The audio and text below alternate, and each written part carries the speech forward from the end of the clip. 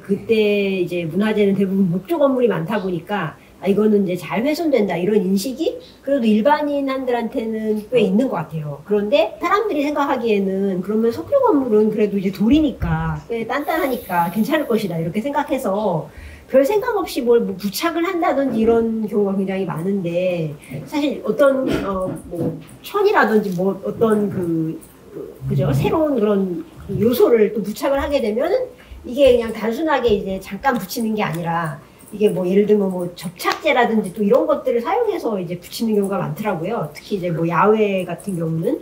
그래서 그런 경우는 이제 또 바람이 부니까 뭐 자기들 어쩔 수 없이 접착제를 사용했다 이렇게 말을 하긴 하는데 근데 이제 나중에 이렇게 떼어낼 때 접착제가 떼어내면서 또 이제 돌 표면이라든지 이런 부분이 또 이제 같이 떨어져 나가는 경우도 있고 그래서 어떻게 보면 석조 건물도 굉장히 취약하다고 할 수가 있는데 이제 그런 부분에 대한 인식이 좀 많이 약한 것 같습니다. 그래서 그런 부분이 이제 많이 아쉽고요. 네, 그리고 이제 뭐 많이 말씀해 주셨지만 목조 건물도 그죠 이게 뭐 약간 좀 사용을 하는 건물이라 할지라도 저도 이제 서울시 이제 문화재위원으로서 이제 좀 활동을 하다 보니까 회의 때 그런 걸 많이 얘기를 해요. 예산이 이제 한정되어 있으니까 이게 이제 뭐 습기라든지 자연적인 그런 요인으로 뭐 보수가 필요한 경우 그런 경우에도 이제 뭐 문화재니까 뭐 시에서 혹은 뭐 정부에서 보조를 해주거든요. 그래서 그런 경우도 이제 우리가 좀 머리를 막 짜서 이거를 최대한 합리적으로 분배를 해야지 이런 생각을 많이 하면서 하는데 이제 물질까지 이제 한다고 하니까 너무 이제 이거는 이제 좀 너무 무심한 거 아닌가 이런 생각이 많이 듭니다. 그 정책 얘기를까지 할 상황은 아닌 것 같고요. 그러니까 주최 측에서 정책 얘기를 하라고 했는데 제가 좀 생각하는 거는 제가 이 얘기를 우리 민성 선생이 근데 섣달 보는 날 거긴 왜 갔어요? 일단 그게 제일 궁금해. 12월 30일 날 왜 반대를 갔을까? 근데 또 거꾸로 생각하면 민송이 거기 없었으면 이게 사건이 됐을까? 물론 거기에 시민들이 막 항의를 했다니까 우리 시민의식이 그 정도까지 왔다 이런 생각이 드는데 저렇게 집요하게 전문성이 있는 교수가 건축가가 아주 아까 보셨잖아요. 그냥 항의하고 끝난 게 아니라고 안동시청에다가 얘기하고 국가유산청에다 얘기하고 신문사에 얘기하고 저한테도 수없이 얘기했어요. 그래서 뭐 유영준 선생한테 얘기해라 김동률 선생한테 했으면 좋겠다고 저한테 자꾸 하는데 저는 쫄았어요. 거대한 KBS 권력한테 잘못 보이면 작살난다고 좀 처벌하라고 했다. 근데 그럼에도 불구하고 민 선생이 이 일을 이렇게 지속적으로 해서 저도 놀랬는데 처음에 뉴스 나온 거 보니까 무슨 탤런트 이름만 나오더라고. 그러니까 이 사건이 문화재 훼손의 사건이 아니라 스캔들인 거예요. 무슨 잠자리가 어쩌고 저쩌고 하는 그거에 스캔들로 보도가 돼요. 그러다가 이게 이제 보도의 논조가 점점 바뀝니다. 그 다음에 나중에는 민소홍밖에 안 나와요. 민소홍해요. 아마 대한민국 역사상 건축가가 이렇게 많이 매스컴발 받은 거는 최초가 아닐까 생각이 드는데 그래서 의미가 있는 게 건축가가 뭐 하는 사람이다라는 거를 알려준 것에 의미가 있고 그 다음에 다시금 어떻게 이런 일들이 시민적인 입장에서 계속 관찰을 해서 잡아내야 되느냐 이런 거에 대한 좋은 사례로서 의미가 있다고 생각하고요. 정책도 그거에 맞춰서 생각을 해야 된다고 봅니다. 지금 아까도 보고했습니다만은 관료들도 다 이건 내 거 아니야 뭐 이랬고 나 허가내줬어. 허가내주는데 목까지 박으라고 허가내준지 않는지도 관심이 없어. 민 선생이 아니었으면 이거 그냥 또 뭐 그러고 말았을 거다라는 생각이 드는 것이고요. 그러면 어떻게 해야 될까를 좀 생각하는데, 제가 이게 정책 대안이라고 생각할 수가 없는 것이, 지금 모든 법이 다 돼 있어요. 그렇게. 예, 다 지금 그렇게 돼 있고, 지나칠 정도로 이것을 촬영을 할 때는 어떻게 해야 되고, 전문가가 옆에서 입회를 해야 되고, 이게 제도적으로 안 된 게 아니에요. 제도적으로 더 보완해야 된다. 뭐 안동시청에서 재발을 하지 않기 위한 마음 만반에 뭐 어쩌고저쩌고 하는데, 그런 건 다 헛소리고, 제도가 안 돼서 한 게 아니에요. 그 부분을 제가 집중적으로 생각했는데, 이게 저는 이제 무슨 KBS에서 직접 하지도 않았겠죠. 외주업체도 좋겠죠. 드라마 만드는 그 외주업체에 그것도 스텝이 뭐 생각이 없어서 이렇게 했다라고 끝나버리면 아무런 저기가 없습니다. 그러니까 교훈이 없고요. 왜 이런 일이 벌어졌을까요? 저는 나름대로 생각을 한 건데, 그거 결국은 뭐냐면, 이런 일이 여러 건 있습니다. 예를 들어서 경복궁 담에다가 이렇게 스프레이를 뿌려요. 그거 왜 뿌렸을까요? 왜 뿌렸다고 생각하세요? 자기가 그거를 뭐 찍어서 자기 SNS에다 올려서 뭔가 이렇게 자랑하려고 하는 거예요. 사실 이런 거 굉장히 많아요. 예를 들면 북촌에 가서 집집마다 막 집어넣고 촬영해요. 또 창신동 달동네 가서 못 사는 사람들 또 뭐 이렇게 촬영해요. 자, 이 시대의 이런 행태는 뭐하고 또 비슷하냐면, 저희 아들놈도 그렇습니다만, 음식점에 가서 음식 차려놓으면 먹지 않고 일단 찍어요. 네? 이게 뭡니까? 우리 시대는 이 시각 매체라고 하는 거가 최고의 권력이에요. 그러니까 먹는 거보다는 사진 찍고, 어디 가서 진짜로 그거를 이렇게 감상하기보다는 찍어서 SNS에다 올리는 게 더 큰 권력이고 더 큰 하나의 지향이다. 나는 그것에서부터 이런 일이 벌어졌다고 생각을 합니다. 자, 생각을 해봅시죠. 자, 이 사람들이 드라마를 찍어요. 만대루가 좋대요. 왔어요. 보니까 등이 없어. 그럼 뭐 아무 생각 없이 찍고, 항의를 하니까 뭐라 그러냐면, 아니, 내가 허가 받았는데. 여기에서 묻어나는 얘기는 뭐냐면, 이 텔레비 방송이라고 하는 거, 연석방송국이라는 게 얼마나 중요한 건데, 못 좀 박았기로서니, 뭐 이런 뉘앙스가 있다고요. 이게 마인드예요. 이 건축에 대한 것이든, 문화재가 대한 것이든, 혹은 그런 진정성 있는 어떤 삶의 현장을 가서 보는 것이든, 한옥촌이든, 뭐든, 이 시대 사람들은 그거는 방송이나 미디어나 시각적인 이런 것의 하위 개념이라고 생각합니다. 그래서 이 문제는 무슨 제도적인 문제가 아니라 우리 시대 전체가 이렇게 좀 다시 생각해 봐야 되는 계기라고 생각을 합니다. 다른 말로 하면 19세기 말에 베냐민이 기계복지 시대 예술을 얘기하면서 아우라가 상실돼 갔다라고 얘기하는데, 그의 아우라가 상실됐다라는 게 뭡니까? 진짜 그거 자체라기보다는 그거를 대상화하고 물신화하는 거 아니에요? 이 시대는 그거가 한술 더 떠갖고 개인들이 다 긁고 있어요. 자, 그래서 저는 대안으로 뭘 말씀드리고 싶냐면은, 이번처럼 정말 깨어있는 시민들이 이거를 계속 지적질을 해야 돼요. 계속해서 지적질을 해야 되고, 오늘 김봉렬 교수님 강연 같은 것들을 예를 들면 기자들이 좀 알고, 일반 좀 깨어있는 시민들이 알고, 계속 알았으면 저런 일을 그냥 보겠습니까? 그래서 우리 건축가들이 해야 될 일들은, 그냥 건축이 중요하다 이런 거가 아니라, 이번은 기회처럼 이런 것들을 시민들이 항상 눈밝게 이것들을 감시할 수 있도록 그런 지속교육이나 이런 것을 통해서 해야 될 것이고, 우리가 당국이나 이런 데다가 요구할 것도 법제도를 강화해라, 처벌을 강화해라 이렇게 할 것만이 아니라 실질적으로 그것을 사회적으로 이렇게 체득할 수 있는 그런 것들을 요구해야 된다, 이렇게 봅니다. 건축계라기보다 건축의 단체, 뭐 서울의 회장의 입장에서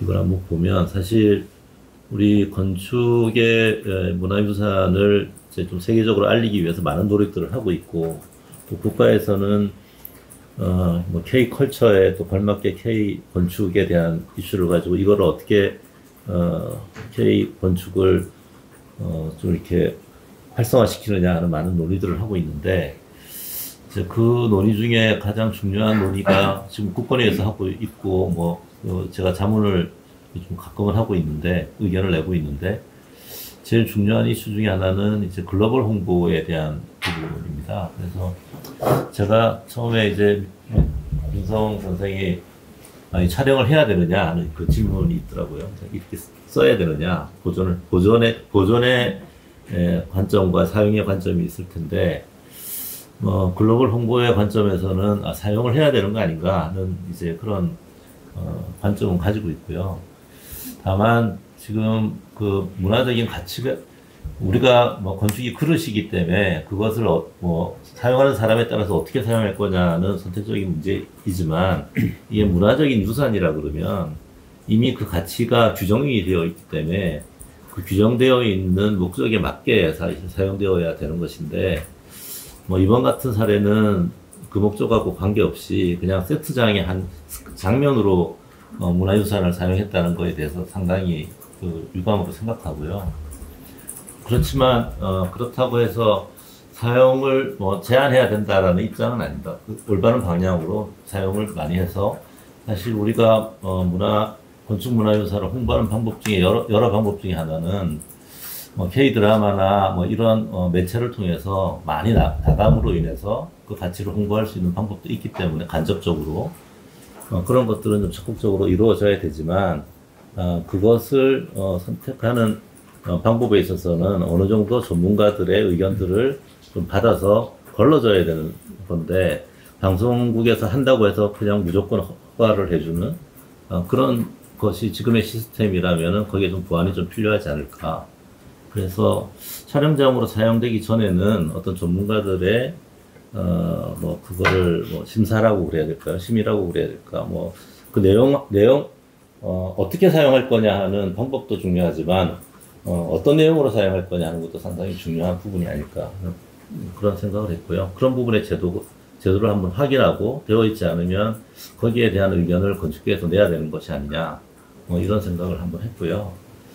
그리고 사실 초기에 그 민 선생께서 이 내용을 얘기를 하고 이제 건축계에서 어떤 대응 방안을 얘기를 부탁을 했을 때, 기자 뭐 언론에 이렇게 나오지 않았으면 건축 학계나 아니면 뭐 가협회, 사협회, 뭐 여러 단체들이 좀 모여서 뭐 공동 성명이라도 해야 되는 그런 상황이 아닌가 하는 정도의 그 문제점이 있는 사건이라고 생각하는데, 그래도 이제 많이 언론화되고 뭐 그런 문제점에 대해서 사회가 인식하고 있기 때문에 사실 그 행동을 안 하고 있는 건데요. 앞으로는 그런 문제가 발생을 했을 때는 같이 좀 논의하는 그런 그 건축계 자리들을 좀 만들어져야 된다, 이렇게 생각이 됩니다. 그래서 뭐 조금 전에 그 하민선 선생님께서 지금 정부에서 되어 있는 그 매뉴얼들이 아마 있을 겁니다. 저도 그 내용을 찾아봤는데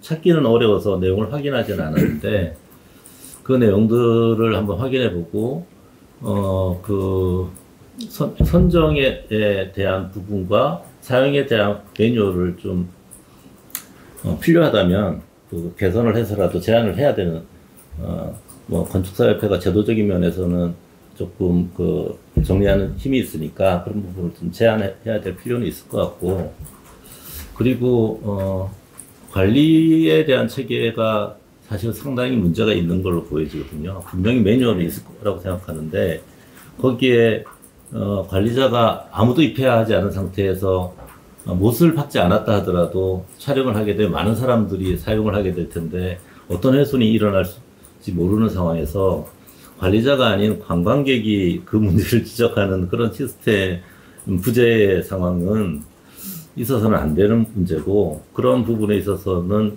책임에 대한 부분도 분명히 좀 규정을 더 명확하게 할 필요가 있지 않을까. 그리고 그 책임에 대한 부분을 많은 분들이 그 경각심을 가질 정도로 잘 알려질 수 있어야 된다고 생각합니다. 그래서 이번 사례가 그거를 좀 널리 알릴 수 있는 경각심을 줄 수 있는 그런 좋은 사례가 되지 않을까. 그렇게 좀 활용될 수 있었으면 좋겠다고 생각합니다.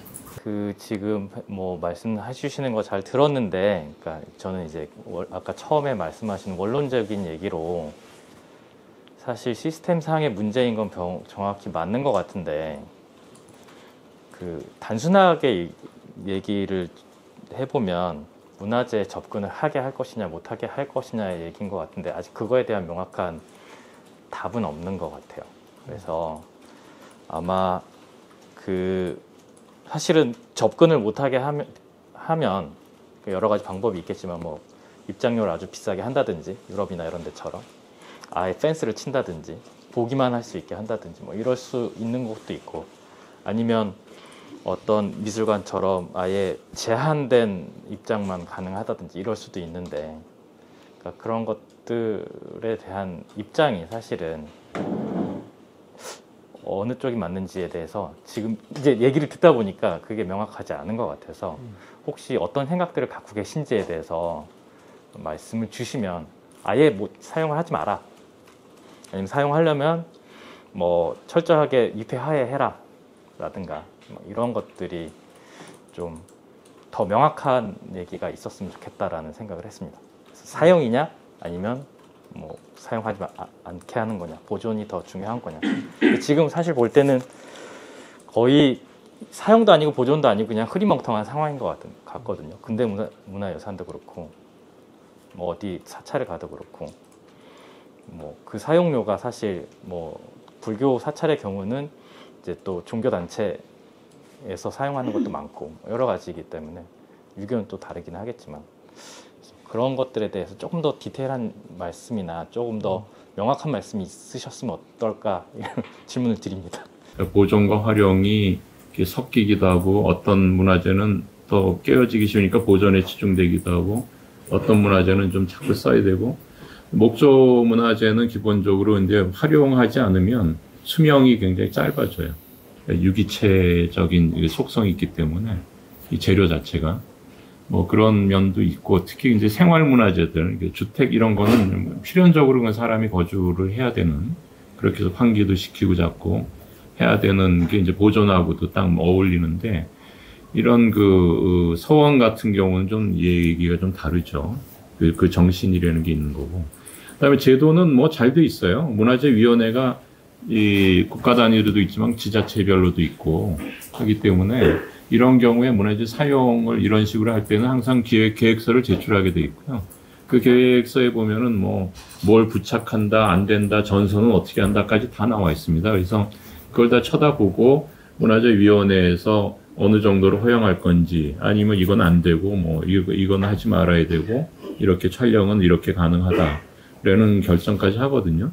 그러니까 이제 뭐 이런 경우는 어떻게 됐는지 몰라요. 그런 절차를 밟았는지 안 밟았는지 모르겠는데, 그냥 직권으로, 아주 가벼운 사항은 직권으로 그 문화유산청이나 아니면 해당 지자체 그 담당자가 이 직권으로 해주는 경우도 있어요. 직권으로 허가를 해주는 경우. 근데 거기도 전제는 항상 돼 있죠. 훼손해서는 안 된다라는 게 절대 원칙이고, 그런 것이고, 조금 다른 얘기를 하자면은 드라마를 만드는 입장에서들 보면, 이게 결국 판타지물을 만드는데 꼭 그렇게 병산소원을 등장을 시켜야 되나 하는 생각이 좀 들어요.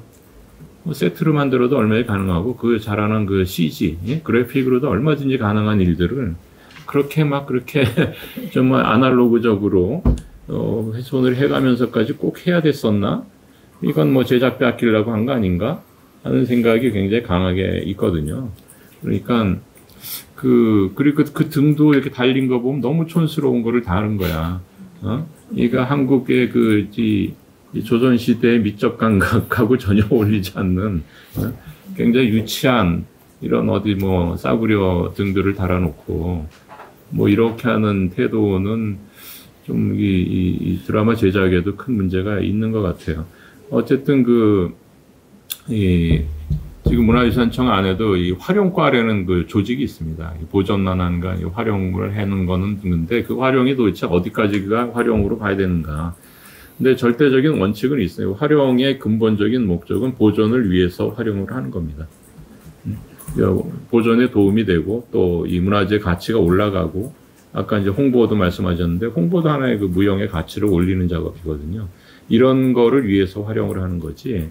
그렇지 않으면 뭐 세트장 만들어서 하고 호텔 뭐 만들어서 하고 얼마든지 만들어서 현대 건축으로 얼마든지 가능하잖아요. 그럼 활용이라고 하는 거는 굳이 거기 가서 꼭 뭐 해야 되나? 그런 거는데 이 원칙은 하여튼 이 문화재의 가치를 보존하고 높이고 널리 알리고 하는데 이 홍보의 활용의 목적이 있는 것이죠. 활용 자체가 목적이 될 수는 없는 거죠.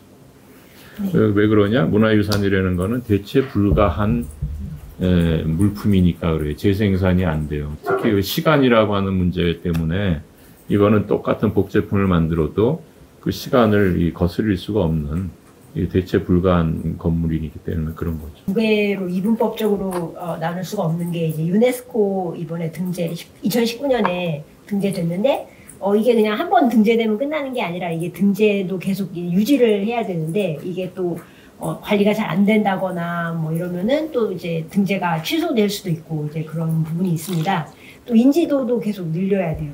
그러니까 완전히 활용을 안 할 수는 없고 이제 이런 문화재가 있다 이런 걸 또 알려야 되지 않습니까? 그래서 이런 인지도를 높이는 노력도 필요하다고 보는데 이제 그게 어느 정도까지 활용이 이게 인지도를 높이고 그죠? 이 방문객들을 좀 더 많이 오게 하는데 도움이 되지만 또 훼손 안 하는지 이거를 또 결정하는 게 사실 쉽진 않거든요. 근데 이번에 이제 드라마는 이제 저도 사실 이제 민 건축가님 이제 페이스북에서 봤어요, 처음으로.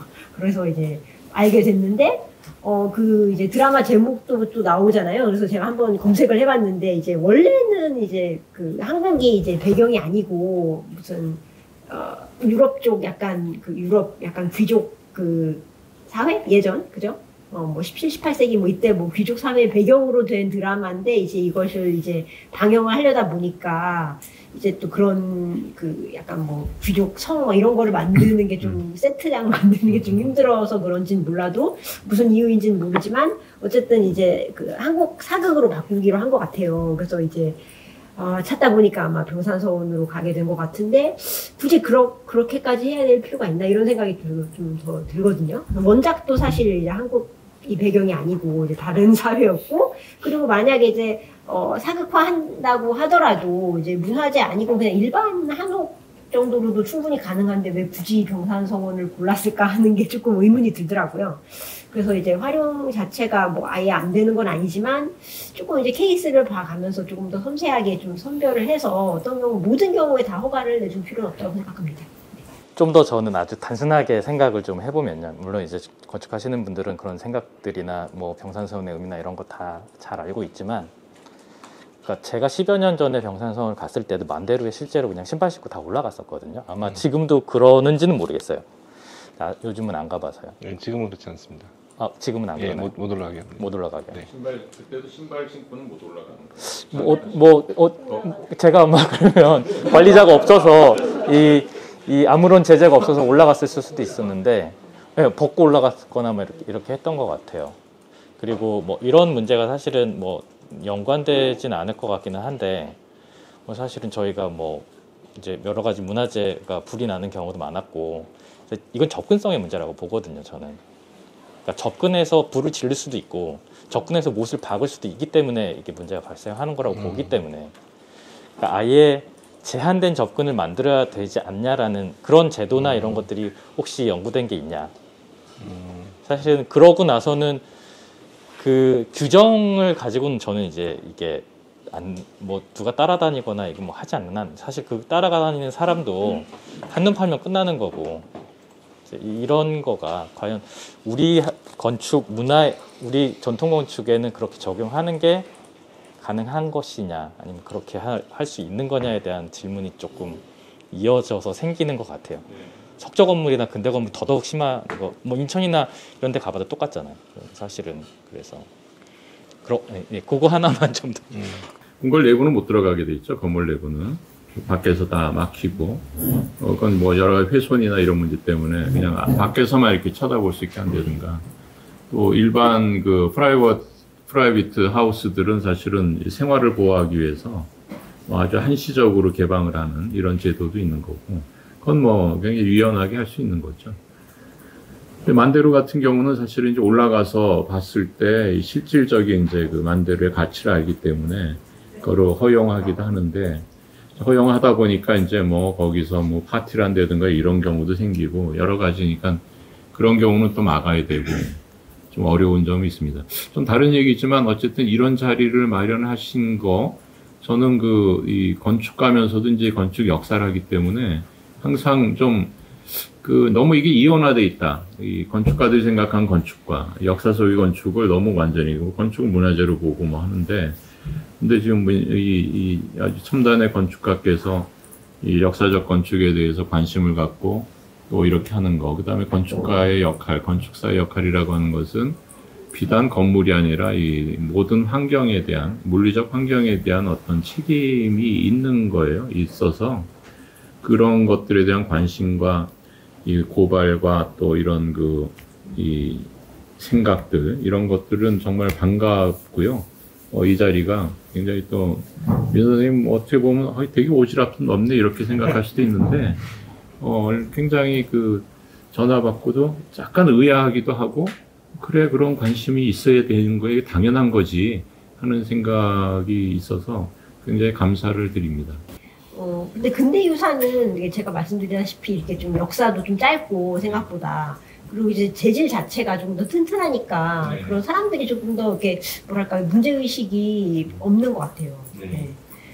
그래서 뭐 글쎄 제가 뭐 문화재위원 하면서 훼손 사건을 사실 뭐 심의는 안 했고요. 그냥 네. 주로 그냥 유지 보수에 대해서만 했는데, 이제 다른 교수님들이랑 이제 얘기를 해보면 막 그렇게 이제 약간 표면이라든지 이런 부분이 좀 그죠, 사람들이 생각 없이 뭘 붙인다든지 뭐 이런 경우도 굉장히 많고, 그리고 말씀해 주신 것처럼 뭐 일부러 뭐 좀 뭐 부시고 뭐 이런 경우도 있긴 한데, 이제 그거는 완전히 이제 아주 이상한 사람들이죠. 그렇죠? 근데 이제 생각보다 이렇게 더 많은 사람들이 이제 표면 정도는 뭐 붙여도 되겠지 뭐 이런 건 굉장히 빈번하게 일어나고 있고요. 그리고 또 이제 말씀해 주신 것도 질문으로 돌아가자면, 이게 사실 뭐 예를 들면 뭐 만대루 같은 경우는 그러면 아예 이제 올라가지 못하게, 예를 들면 뭐 이렇게 뭐 좀 이렇게 못 가게 하는 뭐 예를 들면 야광봉이라든지 뭐 이런 거를 쳐서 못 들어가게 하면은 이런 문제가 없지 않을까 이렇게 생각하실 수도 있는데, 근데 이게 또 그런 몇몇의 사람들 때문에 이제 좀 선량하신 대부분의 이제 일반 방문객까지 올라가지 못하게 하는 것은 또 그렇게 보면 또 너무 이제 아쉬운 그런 선택이기 때문에, 어느 정도 개방을 하는 거는 괜찮은데, 근데 이런 안타까운 케이스를 최대한 이제 방지를 해야겠죠. 그래서 뭔가 물론 가이드라인도 나와 있긴 하지만, 제가 봤을 때는 조금 그런 노력이 부족한 것 같아요. 지자체에서. 그러니까 물론 뭐 사업 계획서도 내고 뭐 시나리오도 내고 뭐 그런 거를 내겠지만, 이게 이제 내는 사람이 실제 거기 와 있느냐, 그게 또 다를 수가 있잖아요. 그래서 실제로 거기서 일하시는 스태프분들한테 뭔가 이렇게 뭐 가이드라인을 배포를 한다든지, 실제로 인쇄를 해서 이렇게 뭐 좀 나눠준다든지, 그리고 어디에 사인을 하게 한다든지 이런 거를 하면은 조금 더 조심하지 않을까 하는 생각이 듭니다. 이게 그냥 뭐 가이드라인이 있는 거 하고 또 그거를 실제로 촬영하는 사람들이 다 인지를 하고 있냐, 이거는 또 다른 문제이기 때문에 조금 더 그런 부분에서 좀 세심하게 좀 행정적인 부분이 좀 신경을 많이 쓰셔야 될 것 같아요. 못을 박았다는 문제예요. 네? 그러니까 지금 문화재의 원칙을 말씀하셨잖아요. 문화재라는 거는 불가역성이 첫 번째 거거든. 재현이 안 되는 거잖아요. 재현이. 네? 재현이 안 되는 거. 예를 들면 고호의 그림에다가 물감 뿌리는 거랑 똑같은 거란 말이에요. 회복이 안 되는 거예요. 못을 그려서 지금 뭐 KBS가 원상회복을 한다는데 그게 어떻게 원상회복이 됩니까? 그렇잖아요? 뭐 거기다 뭐 퍼티칠을 하나? 아니면 무슨 광화문 복원하듯이 새로 짓나? 안 되는 거잖아요. 그러면 이거는 저는 이제 이게 그냥 뭐 보존을 잘못해도 이런 차원으로 끝나면 안 되는 거라고 생각하는 게, 그래서 아까도 제가 도대체 무슨 생각으로 이렇게 정말 개념이 없다기보다 무슨 용감무쌍도 아니고 했을까 이런 걸 생각하는 거예요. 그러니까 그 스텝이라는 친구조차도 이게 이쯤이야라고 하는 망치를 감히 갖다 대는 그 마인드가 뭘까? 이게 소위 말해서 방송 마인드예요. 방송 마인드. 방송이라고 하면 모든 거에 이거다라는 그 마인드. 그러면 거기를 출입을 못하고 했다고 해서 그 사람들이 못을 안 받겠냐 이거죠. 뭔 짓을이라도 했을 거라고. 그렇게 세트장이라고 쓰려고 마음을 먹었으면 그러면 그 못 박는 행위 자체를 그냥 비난으로 끝나면 안 된다고 생각하는 거고, 그렇다면은 그거는 무슨 지금 경찰에 고발됐잖아요. 경찰에 고발돼서 뭐 벌금 물고 끝날 일이 아니에요. 그래서 이런 일들은 말하자면 징벌적 배상을 해야 된다고 보고, 이게 아마 그 현행법에는 없을 거예요. 그러니까 제도 개선을 한다 그러면 예를 들면 남대문 불태운 거나 이런 것보다도 더 심각한 문제일 수도 있어요. 그렇지 않습니까? 쉽게 얘기하면 남대문 불태운 거에 상당하는 짓을 한 거라고요. 그러니까 그런 거 정도에 대한 것을 우리 전문가들이 자꾸 얘기를 하고, 그거 그냥 이렇게 해서 뭐 넘어가고, 그 다음에는 출입금지를 더 강화하고, 공무원들은 한다라는 거 맡겨놔봐야 그거 할 거 아니에요. 못 들어가게 한 거. 그거만 할 거 아닙니까? 그러니까 나는 그걸로 끝나면 안 된다고 생각하고, 민 선생님이 미안하지만 조금 더 심하게. 이거를 계속 물고 늘어져서, 남대문 불태워놓고, 무슨 벌금이 몇 마리냐? 모르면서, 여기 몇 분이 머리를 깎든지. 분명히 그 재발을 방지하기 위해서는 그 징벌적인 처벌이 좀 강하게 있어야 되지 않나. 그게 뭐 개인에게 있으라는 얘기는 아니지만 이 KBS라는 데서 이런 거를 그냥 이렇게 했다라는 것 자체는 대한민국의 국격을 떨어뜨린 일이 있다. 저는 그렇게 보고 있습니다. 말을 이렇게 무슨 사극에서 쓰다가 말이 한번 전복돼서 함청 동물권에서 엄청 시끄러웠던 적이 있어요. 근데 분명히 그때도 그랬을 거예요. 동물복지라든지 어느 시스템에는 유지되는 부분이 있었을 거예요. 근데 그때 그 말을 넘어지는 걸 하기 위해서 줄을 이렇게 만들어서 억지로 넘어뜨리거나, 근데 이제 그게 이제 지금은 안 되는 컨디션이거든요. 그래서 아까 김병렬 선생님께서도 말씀하시고 함 선생님 여기 계신 패널들 말씀하셨지만, 쓰임을 쓸 거냐 안 쓸 거냐가 아니라 그 가이드라인의 계획서라는 건 뭐 제가 안 봤지만 뻔할 거예요. 그럼 지방에서 지자체나 거기에 계신 문화재위원께서 그거를 컨트롤할 때는 말씀하시는 KBS라는 신뢰도를 가지고도 시작했을 거. 어떤 사람들은. 그러니까 이 사람들은. 근데 거기도 분명히 CP도 있고 뭐 뭐도 있고 저 하청에서 공사하시는 분들도 계시겠지만 그분들은 허가를 냈다라는 차원? 그거는 모든 걸 포괄한다고 생각할 수도 있어요. 그러니까 저희가 우스갯소리로 건축에서 당구장이 되게 중요해. 당구장 표시가. 그럼 거기에 못은 박지 마라. 못을 하지 마라. 지금 분명히 그럴 거예요. 걔가 서원으로 쓰일 건지, 드라마 배경에 기생집에 어떤 거로 쓰일지. 우리가 그거를 무조건 병산서원은 서원으로 표현돼, 아카데믹한 곳으로만 표현되라고 하진 않을 거예요. 분명히. 그게 어떤 기생집이 될 수도 있고 아니면 어떤 대군의 공간이 될 수도 있고, 그럼 거기서 시를 읽을 수도 있고 많은 사람이 모여서 역적 모의를 할 수도 있는 공간처럼 비춰질 거라고요. 분명히. 그러면 불도 달았을 거고, 어디 지금 요즘에 하는 뭐 퓨전 드라마 보면은 무슨 호텔처럼 막 해가지고 막 엄청 이걸 바꿔놨더라고요. 얘기들을. 그런 공간들에 대한 재설정이라는 부분에서도 그 쓰임이라든지 아니면 못을 박지 말 거냐. 그러면 기존에 박아놨다라고 얘기하셨잖아요. 못을. 그러면 그 못들은 어떻게 할 거냐. 진짜 이 사람이 나 3개만 박았으니까 봐줘. 이러는 개념인지. 그리고 분명히 거기다 CG도 막 넣고 AI도 넣고 해서 막 또 그거를 단청을 칠하고 막 이래서 그냥 공간 프레임만 쓸 수도 있다고요.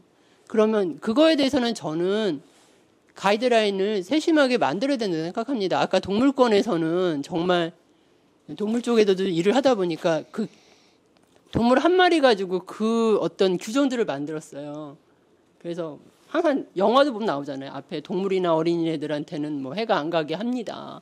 그런 말이 나오는 것처럼 저희도 그냥 이렇게 할 게 아니라 그런 것들이 될 수 있는 어떤 분위기를 좀 만드셨으면, 그게 더 되게 스페시픽하긴 하지만 그런 게 돼야지 경각심이 있을 것 같아요.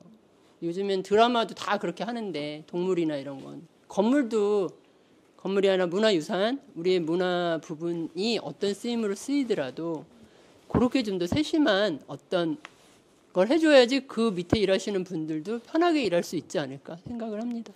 전문가 입회하에 그 건물 사용하는 거를 이제 문화유산청에서 하신다고 하셨는데, 사실 그 관리의 입장에서 보면 문화유산청 정부 소속이고, 사실상 그 전국에 흩어져 있는 문화유산들을 하나의 정부기관에서 관리하는 게 쉽지가 않아서 지금 현재는 그 각자 지자체에서 사실은 정말 실질적으로 관리하는 부분은 사실 지자체이고, 허가를 내주는 부분도 사실은 지자체인데,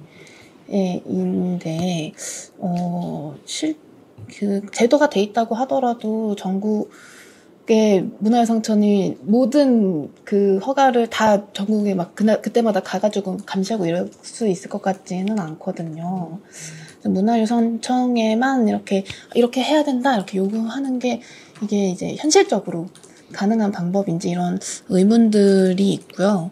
뭐 아까도 뭐 건축 드라마에서 뭔가 뭐 이 유교적 건축인데 뭐 불교 단청을 취향이 모르냐 이런 문제는 사실은 표현의 자유의 문제여서 그런 부분까지는 투머치한 것 같고, 근데 이제 어쨌든 최소한 문화재 훼손을 줄이기 위해서 어떻게 이제 제도적으로 개선하고 제도가 있다고 하면 현실에 맞춰서 좀 이렇게 해야 될 것인가, 그 부분을 좀 고민을 하면 좋겠는데, 제가 지자체에서는 사실은 어떤 식으로 문화재를 관리를 하고 그런지는 잘 몰라요. 좀 유명하면 좀 예산을 투입을 해가지고 좀 그런 어떤 단체를 만들고 관리를 적극적으로 하는 곳이 있는 반면에, 좀 관심이 없으면 그냥 부서 담당자 한 명 두고 뭐 대충 이제 외주 줘서 청소하고 뭐 그 정도로만 하고 있을 거로 예상을 하거든요. 그래서 그런 부분들로 좀 접근을 해가면 어떨까. 어쨌든 지자체가 있다고 하면 뭐 국회에서 뭐 예산을 편성해서 국가유산청 뭐 절반, 지자체 뭐 절반 뭐 이런 식으로 해서 좀 더 이제 뭐 관리 감독에 대한 뭐 프로세스를 좀 관리를 좀 잘 한다던가 뭐 그런 식의 방법도 있을 것 같고, 그런 부분에 대해서 좀 고민을 해주시면 어떨지. 그 문화유산이 아니고 2달 전에 양동마을에서 향단에서 그때 하루 잤었어요. 그래서 그때 건축사 협회에서 그 한옥을 같이 공부하는 그런 분들이랑 같이 이렇게 자게 돼서 향단을 내서 거주하시는 그 이제 거기 며느님이 그날 하루 이제 이렇게 차담회처럼 같이 했었거든요. 그러면서 문화유산에 살고 있는 그 고충에 대한 얘기를 하셨어요. 그러면서 이분이 굉장히 전국적으로 다니시면서 우리나라 어떻게 해야 되고, 그래서 지금 현재 문화유산을 뭐 스테이식으로 좀 바꿀 수 있는 거를 오히려 적극적으로 해서 그렇게 좀 스테이로 많이 바뀌기도 한, 그렇게 노력을 하셨더라고요. 근데 이게 이제 2가지인데, 그 스테이로 바꾸는 걸로 많이 이렇게 문화유산이, 아까 이제 김동준 선생님 말씀하셨듯이 목조주택이나 목조건물은 반드시 생활감이 있어야 얘가 유지가 되거든요. 매해 들기름을 바르든 뭘 하든 계속 유지를 해줘야 되는데, 그거를 나라에서는 기준은 만들어놨는데 그만한 예산을 못하고 있대요. 그래서 향단에 이제 거기 안주인분 말씀에 의하면 이제 해야 될 일은 너무 많은데 나라에서 나오는 예산은 너무나 부족하다는 거죠. 근데 책임은 엄청나고 실제로 생활을 해야 되는데 냉장고를 들어갈 공간도 없고 세탁기를 들어갈 공간도 없고, 실제 나는 21세기를 사는데 17세기, 15세기를 유지를 해야 되는, 이건 너무 개인에게 너무 많은 희생을 요구한다는 거죠. 그리고 이제 요거는 이렇게 거기를 유지해야 되는 사람의 입장인 거고, 또 하나 이제 스테이로 이렇게 오픈을 했단 말이에요. 그럼 우리 같은 일반인들이 가는 거죠. 그냥 신기해 하는데 그 문짝 하나 100년짜리 200년짜리 뭐 그런 건데 그냥 그렇게 가져가 버린데 뭐 뭐 이렇게 표구 같은 것도 그렇게 잃어버린 게 너무 많고 또 절에서도 그분이 다 하신 말씀이에요. 절 같은 경우에도 그냥 거기 이제 스님에게만 다 맡겨놓으니까 그냥 일반인들이 왔다 갔다 하면서 없어지는 것도 너무 많고 그러니까 규칙은 정해놨는데 여기에 대한 예산은 없고 그래서 이걸 어떻게 하면 좋을까라고 이제 저희가 얘기를 하다가 이거는 이제 다른 얘기, 요거는 현상에 대한 얘기고 그 다음 얘기는 결국은 돈의 문제이면 우리나라가 실제 뭐 향단이든 뭐 병산소원이든 입장료 굉장히 작아요. 그 외국인 이제 관광객들도 경복궁이든 들어가면 입장료 너무 작다고 막 그러거든요. 돈이 작으면 입장료를 좀 받아도 될 것 같아요. 이걸 받아서 유지관리를 쓰면 될 것 같거든요. 근데 돈은 없지. 그러면 각 지자체마다 거기에 대한 인력을 투입해야 되지. 하다못해 병산소원에 한 명, 뭐 어디 한 명이, 만약 한 명만 있으면, 아, 거기 올라가지 마세요. 신발 벗고 올라가세요. 뭐 이런 정도만 얘기해도 한 명이 계속 유지가 되면서 거기 못을 박지 마세요.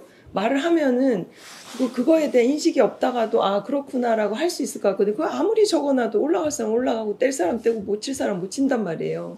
그래서 결국은 돈의 문제라고 저는 생각이 들어서 각각의 지금 현재 우리나라의 입장, 거기에 내가 10,000원을, 지금 1,000원, 2,000원이면 10,000원을 주고 갈 사람은 충분히 간다고 생각을 하고요. 여기에 대한 예산이 부족하면 여기에 가는 사람에게 같이 우리가 이거를 보존하자라는 차원에서 좀 그런 방식은 할 수 있지 않을까 생각을 했었어요. 그리고 이거 이제 세 번째는 또 다른 문제인데 이거는 이제 혹시 기사되면 좋을 것 같아서 이제 그 향단의 안주인분 말씀은 문화재를 이제 유지를 하는 거 정말 동의를 하고 좋은데 거기 양동마을에 있는 모든 분들이 지금 어려움을 겪고 있는 게 이제 양동마을이 하나의 샘플이죠. 거기에는 다 지금 70대, 60대 다 그러면 자녀들이 있는데 자녀가 결혼을 하잖아요. 그 며느님들이 여기에 불편해서 안 들어오신대요. 아들은 당연히 딸들은 이제 결혼을 해서 나가고 그러면은 그 다음 후세들이 여기를 유지를 하고 살아야 되는데 이 생활감이 있게 못 살게 너무 많은 규칙을 만들어 놓는다는 거야. 그래서 여기에 대해서는 실제로 유지하는 사람의 입장에서 문화재청이든 어떤 식으로도 소통을 해서 다시 이제 새로 꾸미는 데 있어서 안에 뭐 실내 화장실부터 시작해서 좀 냉장고 하나도 못 들어가는 이런 시스템이 너무 힘들다. 그러면 다음 세대는 나 죽고 나면 여기 누가 유지를 하지?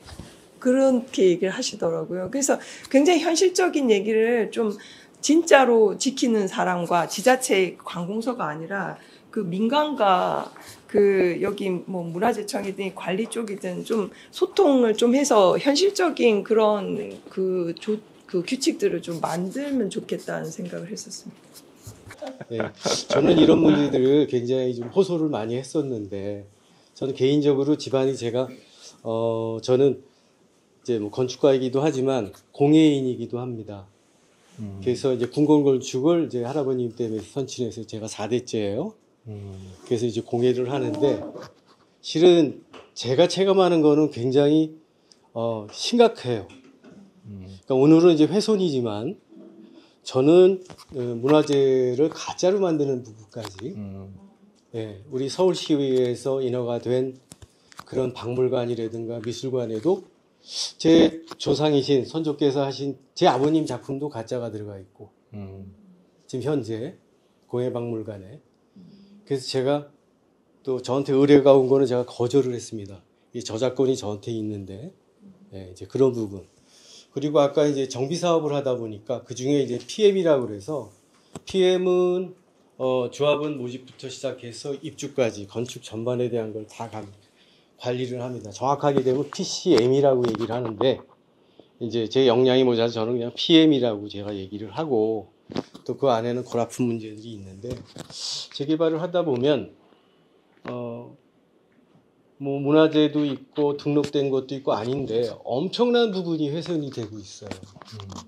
그리고 도굴이 되고 있고 그 해외로 반출도 되고 그 와중에 가짜가 만들어지고 그리고 버젓이 그것이 판매가 되고 있고 전시에 나가고 뭐 경매가 되고 있게 우리 현실이고 이제 이런 와중 속에 저는 실은 59년생입니다. 실은. 그래서 그러다 보니까, 한국에도 좀 살다가, 저도 건축사 면허를 갖고 있다가, 좀 불행하게 인명사고가 3명이 났어요. 예, 그래서 건축사 쪽은 접고, PM으로 가게 된 이유가 그 중에 이제 하나고, 그래서 한때는 건축을 좀 떠나서 해외도 좀 나가 있었어요. 유럽에. 근데 제가 유럽에 있으면서 참 부러웠던 게 뭐냐면, 거기는 온 천지가 문화유산이네요. 예. 가게를 가든 세탁소를 가든 제가 기거했던 곳도 좀 불편 맨 처음엔 한 걸 같았어요. 제가 살던 거하고 좀 다르게. 그런데 너무 좋더라고요. 근데 그런 게 한국에 굉장히 부러웠고, 또 외국에 이렇게 있다가 아는 친구들이 한국에 오면, 야, 한국에 어디 좀 너희들의 전통을 한번 보자. 그래서 서울로 일단 오지 않습니까? 그러면 여기 뭐 서울시에 계신 이제 우리 건축대 계시지만 북촌, 서촌이 대표적인 타운인데, 실은 거기 가서 저 얼굴이 막 벌개지는 거예요. 이게 우리의 저는 이제 건축가부 중에 그분이 건축을 전공하신 대학에서 하신 분은 아닌데, 정세곤 씨라는 분을 지금 개인적으로 뵌 적은 없어요. 저희 아버님도 아시고 할아버님도 아시더라고요. 이제 그분은 부동산자이시기도 하고, 또 출판업자이시기도 하고, 또 개인적으로 공예가이시기도 하고, 독립운동가이시기도 하셨다 그래요. 그래서 그분에 대한 자료나 어떤 뭐 이런 부분들을 쭉 보면, 이런 우리 건축계에서도 어떻게 보면 이분이 홀대를 받고 있다 생각을 많이 해요. 네. 그리고 아까도 말씀드렸지만 북촌, 서촌을 가면 우리나라처럼 이렇게 아까도 불감증이 있는 민족이 없지 않나. 유산에 대해서. 그리고 보여주려고 하면 보여줄 게 없어요. 다 훼손이 되고 변형이 돼서. 이제 그런 와중에 저 핸드폰에 저는 아마 페이스북은 아마 제가 제일 그 그룹을 많이 갖고 있을 거예요. 한 740개의 방을 갖고 있습니다. 이제 페이스북을 왜 쓰냐 하면 저는 데이터방을 정리를 해요. 저는 개인적으로 BIM을 하거든요. BIM도 어떤 분들이 CAD로 오래 하시는 분이 있는데, BIM은 데이터가 기본이 베이스가 되어야 되는 건데, 저는 그 BIM의 1세대예요.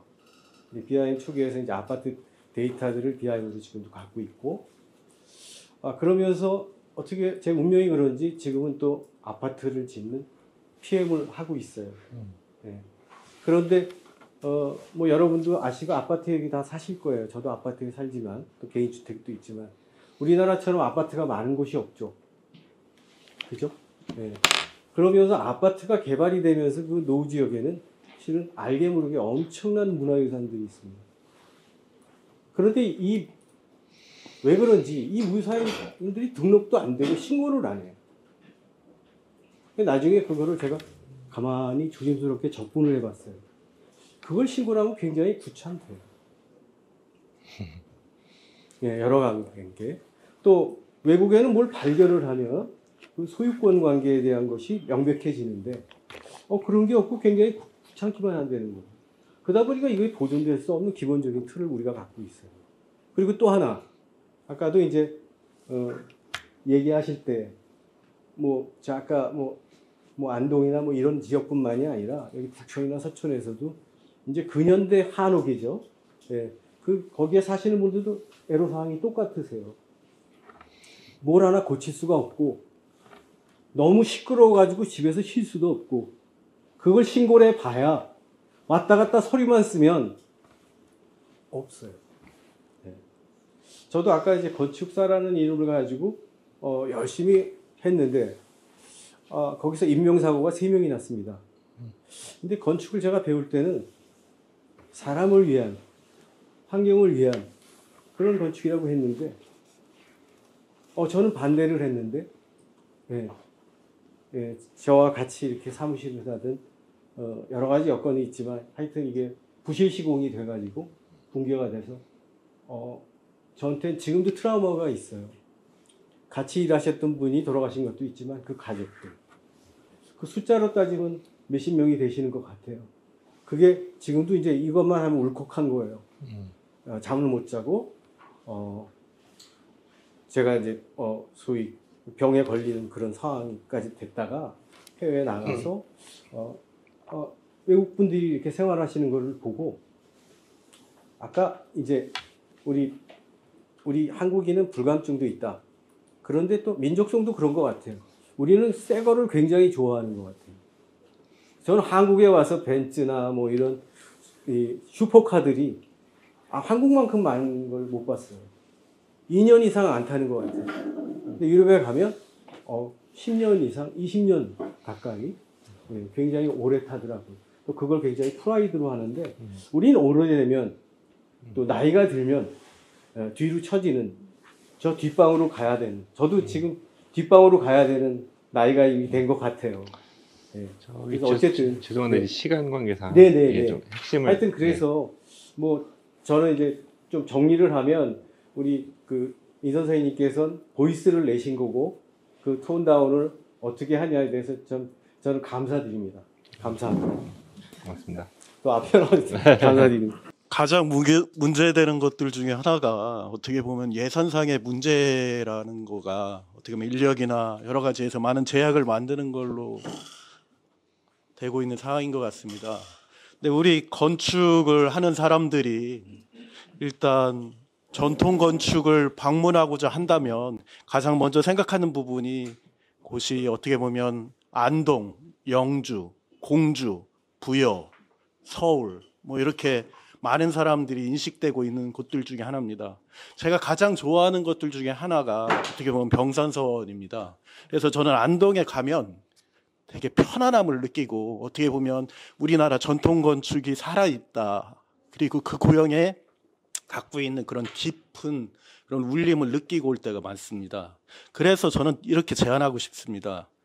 한편으로는 많은 곳이 있지만 제가 뭐 잘 모르는 것도 많지만 그런 몇 군데에 특화되어 있는 어떤 몇 곳을 어떻게 보면 조금 지정해서 문화재청의 어떤 지역으로 지정을 해서 그쪽에서도 조금 더 관리할 수 있도록 하고 어떻게 예산을 편성하는 과정 선정 안에서도 건축가가 한국 많은 국민들이 있는데 어떤 라우트를 알려줘서 한국 건축을 방문하고 싶다 그러면 가볼 수 있는 좋은 길 중에 하나를 제안해줘서 몇 군데가 그 아까 말씀드렸었던 그런 부분이 사람들한테 많이 입방아가 돼서 어떻게 보면 명소로 한국 건축을 느끼고 싶다. 그래서 그 동네에 있는 사람들도 좀 더 경제적으로 좀 혜택이 가고 또 한편으로는 그런 것들이 선순환이 돼서 쓰일 수 있다면 어떤 예산상의 그런 것들도 좀 도움이 되지 않을까 이런 생각을 하고요.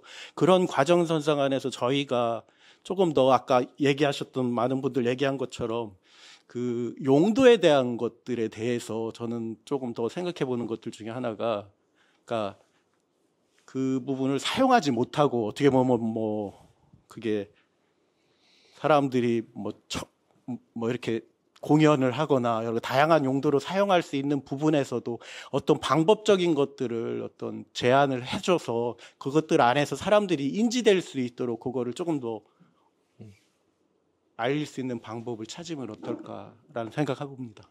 만대루가 저한테는 너무 큰 어떤 의미가 있거든요. 그래서 우리가 이제 전통 건축이라고 하면 뭐 팔짝 지붕이든 뭐 다대포 양식이든 주시포 양식 이런 것들은 보면 되는 건데 만대루는 사실상 앉았을 때 정말 그 특징적인 의미가 있다고 생각하거든요. 그러니까 나머지는 보면서 우리가 그 역사를 느끼고 할 수 있는 건데 만대루는 그러니까 한 20년 전에 그때는 앉았게 했는데 얼마 전에 몇 년 전에 가니까 이제 못 앉게 해서 주위를 둘러보고 앉아야 되나 하도 그 계단까지만 올라갔었던 적이 있습니다. 예전에 앉았을 때 그 느껴지는 공간감과 선조들의 어떤 건축을 해석하는 너무 좋았거든요. 근데 지금 못 앉게 하니까. 그래서 어디까지 허용을 해야 되고 지속을 해야 되고 그까지는 뭐 제가 아직 좀 지식이 미천해서 잘 모르겠지만 그래서 만대루처럼 이제 양식이나 보는 거가 아니라 앉았을 때 조금 더 그 전통을 느낄 수 있다라고 하면 조금 앉을 수 있는 그런 어떤 장치? 그런 것들이 좀 있었으면 좋겠습니다. 실은 안동이라는 시에 제가 푹 빠져갖고 한 3, 4년을 정말 이렇게 휴가 때 시간만 나면은 건축사들하고 함께 달려갔던 곳이기도 한데요. 가서 우리 드라마에서 흔히 보이는 전통 건축들을 막 찾아다니면서 보고 참 안타까움을 느꼈어요. 너무 그 관리가 안 되고 있고 막 쥐똥이 뒤덮여 있고 막 이런 상황들을 보면서 참 안타까웠고, 오늘 지금 보면 우리 이렇게 너무 귀한 시간들 내서 모였는데 이게 실은 문화재 쪽에서 하고 있는 범주와 내용을 저희가 잘 이해는 못하고 있는 상황에서 지금 논의를 하다 보니까 저도 이제 경북도청에서 뭐 이렇게 심사권으로 해서 여러 번 갔었던 적이 있는데, 오늘 그와 관련된 안동시 쪽 관련자가 계셨으면 좀 더 좋았겠다는 안타까움이 좀 생기고요. 지금 이렇게 우리가 이렇게 귀한 시간을 내서 논의를 하고 있는데 결국은 수면 위에서 지금 얘기만 하다 끝나는 것 같아요. 이게 관람하고 비용의 문제가 아니고, 이게 우리가 실질적으로 우리가 문화유산들을 접하러 가서 보면은 이게 아까 우리 박성준 회장님 말씀하신 것처럼 K문화를 알리는 것도 굉장히 중요한 문제이기도 한데, 제가 가장 근본적으로 느끼는 거는 안동시에서 뭐 경북도청들 가보셨는지 모르지만 예산상의 문제가 부족한 도시는 아니에요. 너무나 풍족한 예산으로 보여졌거든요. 그러면 그냥 문서로 한 건 이렇게 해서 이 주의점을 줄 게 아니라 그런 드라마나 뭐 이런 걸 촬영 준비 단계부터 촬영하는 동안에 공무원이라도 한 사람 나와서 상주를 하면서 그런 주의사항들이 지켜지고 있는지만 실은 검토해도 우리가 모여서 이런 얘기를 할 필요가 없거든요. 그게 법적으로는 다 돼 있을 거라고 여겨져요. 그러면 이게 과연 누구의 문제냐는 거죠. 우리가 이렇게 토론할 게 아니라 그거를 관리하고 있는 안동시의 문제예요. 책임은 안동시가 져야 하고, 이 문제가 얼마나 큰 문제인지를 공적인 방송이라고 하는 곳에 전국적인 우리 국민들의 힘을 동원해서라도 그 결과 인과응보를 받아야죠. 뭘로 받을까요? 돈으로 받아야지.